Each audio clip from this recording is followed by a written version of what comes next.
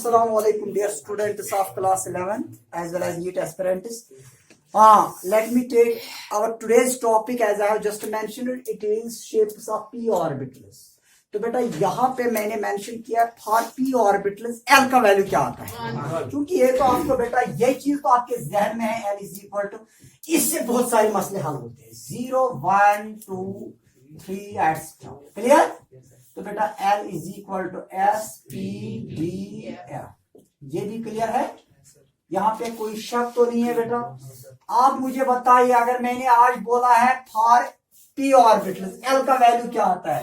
L का value तो 1 आता है, लेकिन बेटा अगर L का वैल्यू 1 आता है, जैसे कि मैंने आपको ये क्लियर किया है, तो ML का वैल्यू आएगा -1 0 +1, बिकॉज आपको मालूम है बेटा अगर L का वैल्यू 1 आता है, ML का value is equal to -L 0 + L।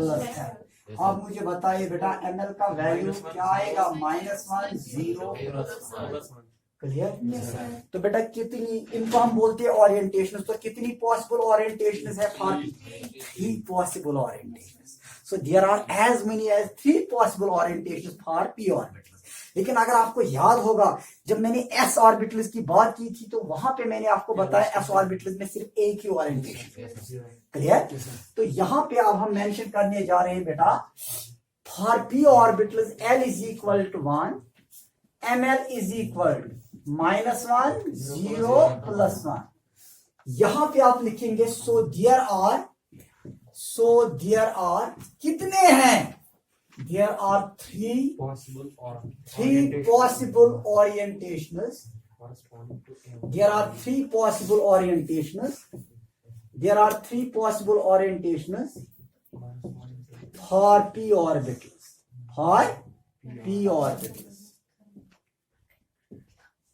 There are three possible orientations for p orbitals. अच्छा बेटा, दूसरी बात जो मैंने यहां पे बताई थी, जो p ऑर्बिटल्स होते हैं, जैसे कि मैंने आपको बताया था बेटा s ऑर्बिटल्स की कौन सी शेप होती थी? s ऑर्बिटल्स की आपको मालूम है सिमेट्रिकली स्फेरिकल। तो बेटा जो p ऑर्बिटल्स होते हैं, p ऑर्बिटल्स की कौन सी शेप होती है?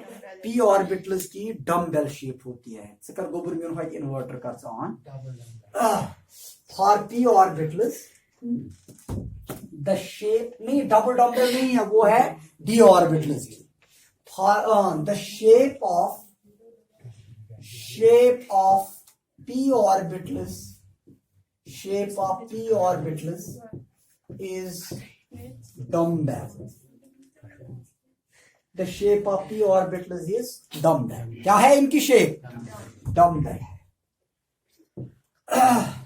To determine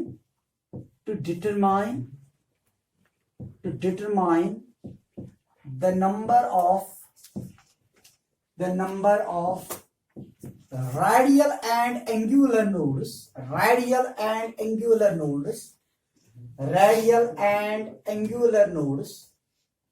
to determine the radial and angular nodes, the formula is given as below. नीचे बेटा हमने फार्मूला लिखी है, इज गिवन एज बिलो। जरा मुझे आप बताएंगे बेटा, यहां पे हम मेंशन करने जा रहे हैं रेडियल नोड्स। आप मुझे बताइए रेडियल नोड्स के लिए फार्मूला कल मैंने आपको बताई थी। रेडियल नोड्स के लिए फार्मूला है इज इक्वल टू n-l-1। नहीं, इनके लिए बेटा n-2 आ जाएगी, क्योंकि ध्यान रखिएगा बेटा, जब हम ध्यान रखिएगा, असल में जो जनरल फार्मूला है ना वो ये है, लेकिन s ऑर्बिटल्स के लिए फार्मूला थी n-1। इनके लिए मैं शॉर्ट में भी लिख सकता हूं n-2। आपको मालूम है कैसे? क्योंकि L का वैल्यू इनके लिए क्या आता है? p ऑर्बिटल्स के लिए क्या आता है? 1 आता है ना, -1 आया ना 2, तो बेटा ये -2 आ जाएगा। लेकिन यहां पे ध्यान रखिएगा, s ऑर्बिटल्स के लिए हम बताते थे बेटा रेडियल नोड्स की फार्मूला क्या आती थी? n-l-1। क्योंकि L S के लिए 0 होता था, वो आ जाती थी n-1, because S is equal to 0। Clear? अब ध्यान रखिएगा, रेडियल नोड्स के लिए फॉर्मूला n-l-1, यहां पे आप लिखेंगे फॉर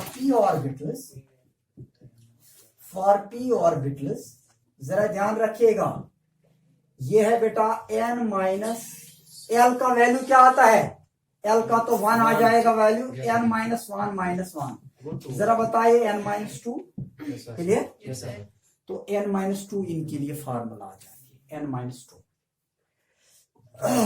माइनस टू, लेकिन आपको मालूम है n का वैल्यू कहां से स्टार्ट होगा, n का वैल्यू स्टार्ट कहां से होगा, n is equal to 1 2 3 4 etcetera. आप बताइए, चूंकि 1s तो एग्जिस्ट नहीं, 1p तो एग्जिस्ट नहीं होता है, तो 2p, चूंकि 2p से स्टार्ट होता है, आपको बेटा यहाँ पे मैं फिर से मेंशन करने जा रहा हूं, इस चीज को आप जहन में रखिएगा, शायद नीचे में ध्यान। तो आप बताइए, अगर हम बात करेंगे 1s, फिर 2s है, 2p है, बातें मत करो अरबियन, फिर 3s है, 3p है, 3d है, फिर 4s है, 4p है, 4d है, 4f भी है, जरा बेटा 1p तो एग्जिस्ट ही नहीं होता है, 2p है, फिर बेटा है 3p, फिर 4p है, आप बताइए 4p for sorry for 2p, तो बेटा ये फॉर्मूला किसके बराबर आएगी, n माइनस एल माइनस 1, तो n का वैल्यू दे दीजिएगा, n का वैल्यू कितना आएगा 2 माइनस एल का वैल्यू -1 और इसका -1, टोटल आ जाएगा 0, क्योंकि 2 माइनस 2 इज इक्वल, क्लियर। तो बेटा अगर आपसे कोई पूछेगा 2p में कितने रेडियल नोड्स आते हैं, 0 रेडियल नोड्स आते हैं, 0। अब आप शॉर्ट में लिख सकते हैं n-2 ही भी आप लिख सकते हैं यहाँ पे, अगर आप चाहेंगे n-2। अच्छा मुझे आप बताइए बेटा फॉर 3p में एक नोड आ जाता है, जरा ध्यान रखिएगा कैसे, वो है बेटा n माइनस एल माइनस 1, चूंकि ये 3 है, 3 माइनस 1 यानी कि 3 माइनस 2 इज इक्वल टू 1। तो बेटा कोई आपसे पूछेगा 3p में कितने रेडियल नोड्स आते हैं, एक रेडियल नोड आता है, 1 रेडियल, 1, क्लियर, कहीं पे कोई शक तो नहीं, जो क्लियर, गुंजाइश की बात है, शाबाश गोविंद। तो रेडियल नोड्स का मसला क्लियर हो गया। कहीं पे भी अगर मैं आपसे पूछूंगा बेटा 4p में कितने रेडियल नोड्स आते हैं, तो कितने आ जाएंगे, 2 आ जाएंगे, 5p में कितने आएंगे, 3 आएंगे, ये तो क्लियर हो गया, क्योंकि फॉर्मूला से ही क्लियर होता है n माइनस एल माइनस 1, क्योंकि बेटा यहाँ पे अगर आप देखेंगे 1p तो एग्जिस्ट ही नहीं होता है, 2p में अगर हम देखेंगे कोई भी रेडियल नोड नहीं होता है, 3p में एक रेडियल नोड होता है, 4p में 2 होते हैं और 5p में 3 होते हैं, एंड सो ऑन। अब हम बेटा जाएंगे डायरेक्ट एंगुलर नोड्स पे, चलो बेटा जल्दी कीजिए, तब तक हम यहां पे लिखेंगे बेटा कुछ पॉइंट्स।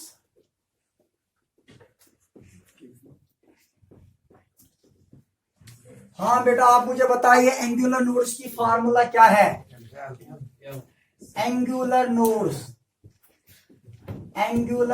की फार्मूला क्या है, एंगुलर नोड्स वो है इज इक्वल टू है। तो कोई भी पूछेगा एंगुलर नोड्स की फार्मूला क्या है, that is angular nodes is always equal to है। लेकिन आपको मालूम है बेटा, अभी मैंने मेंशन किया था यहाँ पे, for p orbitals l is equal to 1, for p orbitals l is equal to, यहाँ पे आप लिखेंगे फॉर p ऑर्बिटल्स, तो बेटा l का वैल्यू कितना आएगा, for p orbitals l is always equal to 1। अगर l 1 है तो बेटा इनमें एंगुलर नोड्स कितने आएंगे, वो तो 1 आएगा। तो कोई आपसे पूछेगा एंगुलर नोड्स कितने होते हैं, क्लियर हुआ है बेटा, फिर से मैं कह रहा हूँ l is equal to 0 1 2 3, L is equal to S P D F। जरा मुझे आप बताइए, क्योंकि ये है ना P में L का वैल्यू आया ना 1, तो बेटा इसमें एक एंगुलर नोड है, कितने एंगुलर नोड, वो मैं अभी आपको दिखाऊंगा एंगुलर नोड किसको हम बोलते हैं। हाँ बेटा ध्यान रखिएगा, तो एंगुलर नोड्स बेटा आप देखेंगे किसी भी P में, चाहे बेटा वो 2p है 3p है, इसमें ये नहीं देखना है सर ये 2p है, इसमें एंगुलर नोड्स कितने हैं, ये p के लिए आया है, p के लिए ये आया है 1 angular node, whether that is 2p 3p 4p 5p what ever p that is. तो कितने एंगुलर नोड्स है, एक ही एंगुलर नोड है, शाबाश। इसमें आप लिखिए L is equal to 1, therefore there is always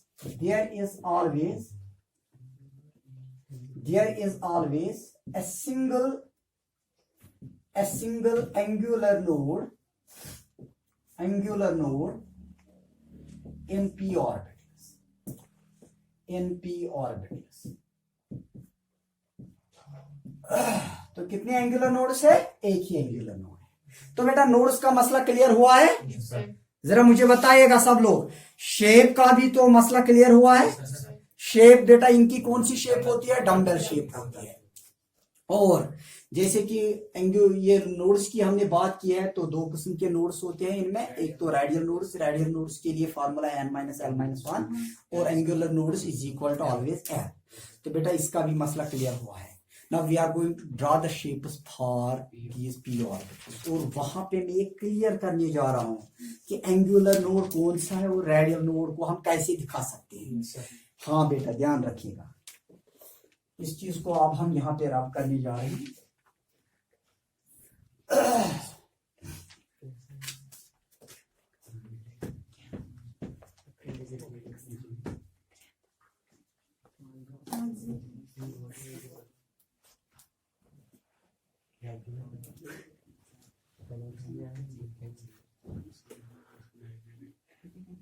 क्या हाथ से क्या हुआ ये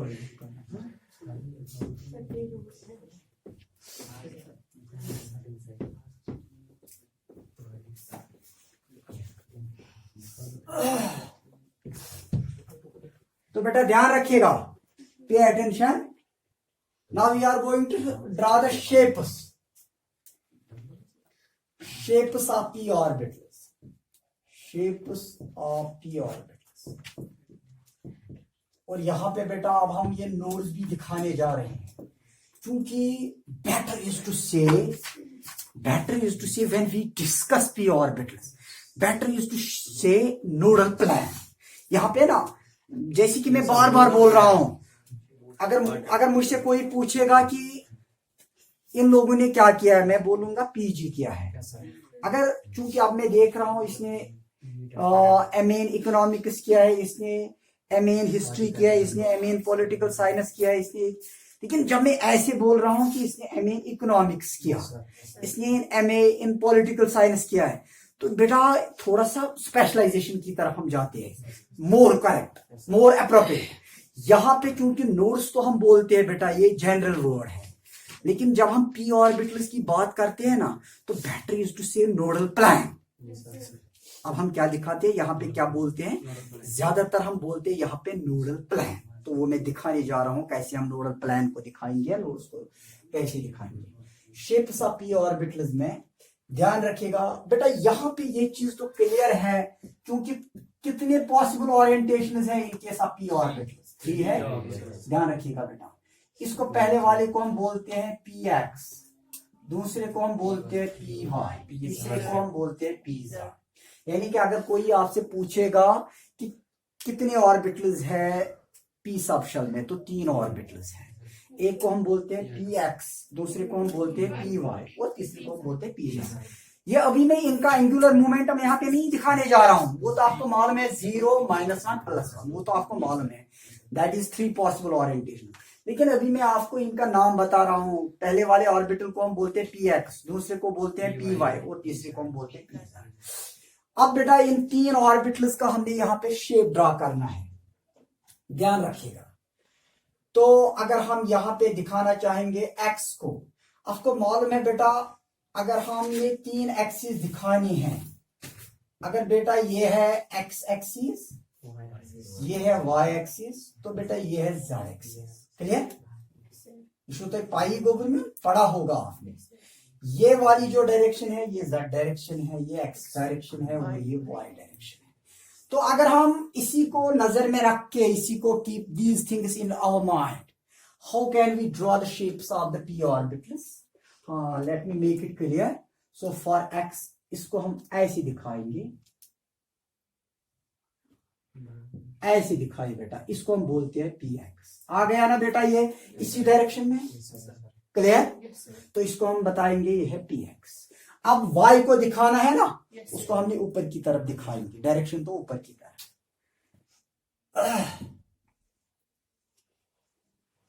इसको बेटा यहां से दिखाए, ये है बेटा py, क्लियर? px py. अब z को दिखाना है ना, उसको इस डायरेक्शन में दिखाए.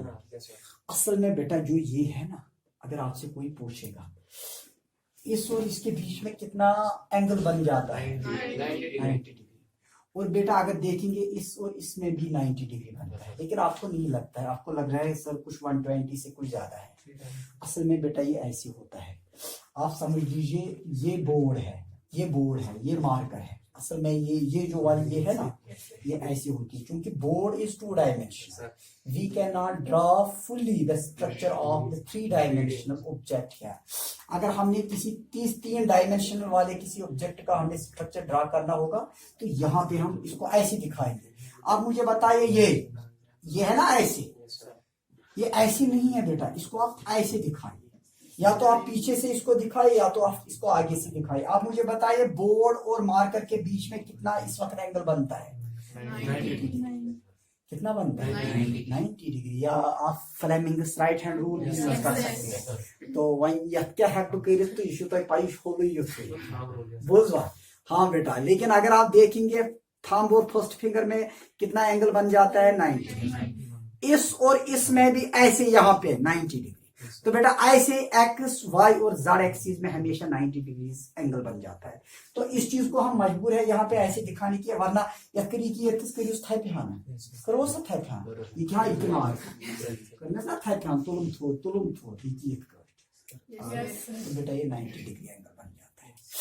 तो यहाँ पे अब हमने जेड एक्सिस का दिखाना है, पी एक्स का भी हमने दिखाया है, पी वाई का भी हमने दिखाया है. Now we are going to draw the shape for the P Z. तो पी जेड का हम कैसे दिखाएंगे? ऐसे दिखाएंगे, ऐसे. ये है बेटा पी जेड. इसको आप बताइए ये है P Z. Clear? P X, P Y और पी जेड. तो बेटा इस तरह हम जो 3 शेप्स अगर आप देखेंगे, वैसे 3 शेप्स क्या एक ही किस्म की शेप है, दैट इज डम्बल शेप है, लेकिन चूंकि 3 एक्सिस में हमने यहाँ पे दिखाया, X axis, Y axis and Z axis में हमने दिखाया. तो बेटा ये है शेप्स ऑफ पी ऑर्बिटल्स. इनको आप जरा ड्रॉ कीजिए वहां पे जल्दी से, without wasting time.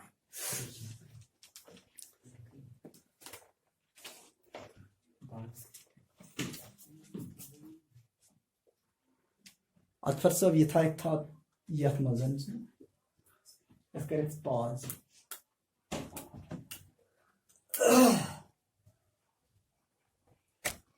Shapes of, write down shapes of d orbitals. Almost very much clear to this very topic. एक चीज है ना बेटा, जब हम किसी चीज को ना किसी सीक्वेंस में पढ़ते हैं, वो बहुत आसान बन जाता है. जैसे कि मैंने आपको यहाँ पे बताया for s orbitals l is equal to 0, ml is equal to 0. तथा तो रात की जरा आपने उसमें लिखा था ये for s orbitals l is equal to 0, ml is equal to 0. शायद ml is equal to 0 नहीं लिखा था. असल में ओरिएंटेशन जो है ना, orientations are determined by magnetic quantum number. So वहां पे बेटा आप उसको मेंशन कीजिए. फॉर s orbitals आपने लिखा था l is equal to लिखा था 0, तो वहीं पे लिखिए, ऊपर लिखिए उसको ml is equal to 0. So that is why there is a single possible orientation.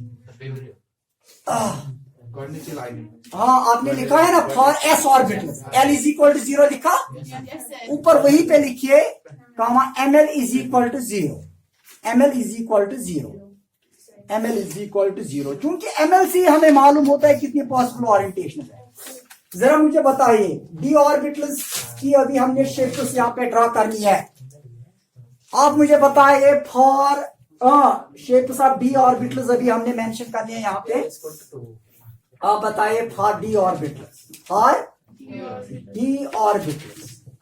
जरा बेटा आप बताइए d ऑर्बिटल्स के लिए l is equal to 2. Clear? If L is equal to 2, आप मुझे बताया ML का वैल्यू क्या आएगा, -2 -1 0 +1 +2। क्लियर? क्वांटम नंबर यहाँ पे बेटा अप्लाई होते हैं, यानी कि magnitude quantum number.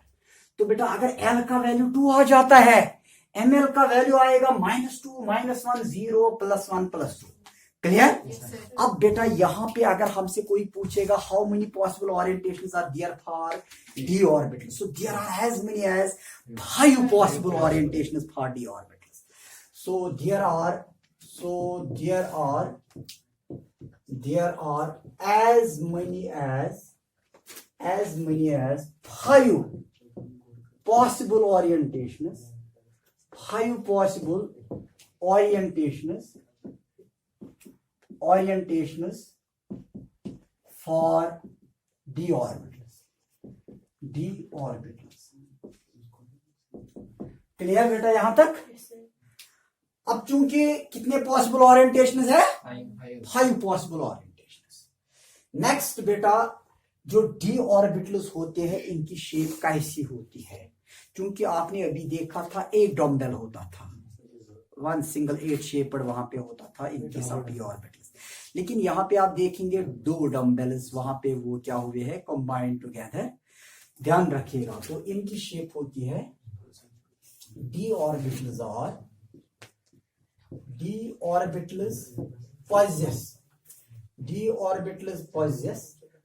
double dumbbell shape।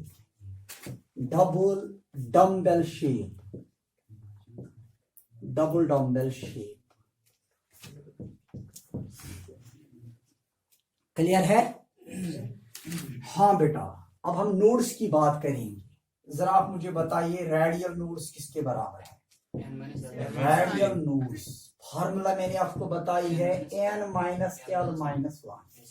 जरा मुझे बताइए l का वैल्यू इस वक्त 2 आया ना, तो बेटा यहाँ पे आ जाएगा ये l इज इक्वल टू किसके बराबर है, 2। सो बेटा ये आ जाएगा n - 2 - 1 which is equal to n - 3। Clear? Clear? n-3 आया है, लेकिन आप मुझे बताइए जैसे कि अभी मैंने यहाँ पे मेंशन किया था 1s 2s 2p 3s 3p 3d, तो बेटा 3d d कहां से स्टार्ट होता है? 3 से स्टार्ट होता है, क्योंकि 2d तो एग्जिस्ट नहीं होता है, 1d तो एग्जिस्ट नहीं होता है। जरा आप मुझे बताइए, तो हमने पहले देखना है ना 3d में ही, फॉर 3d। हाँ बेटा बताइए रेडियल नोड्स किसके बराबर आएंगे? रेडियल नोड्स अब तो ऐसे भी दिखा सकते हैं n - l-1, या आप डायरेक्ट n-3 ही दिखा सकते हैं। आया ना n-3, तो बेटा 3 - 3 इज इक्वल टू 0। तो बेटा अगर आपसे कोई पूछेगा 3D में कोई नोड होता है, तो कोई भी नोड नहीं होता है 3D में। अब मुझे बताइए नेक्स्ट 4D में रेडियल नोड्स। शाबाश बेटा, रेडियल नोड्स बेटा अगर हम देखेंगे n -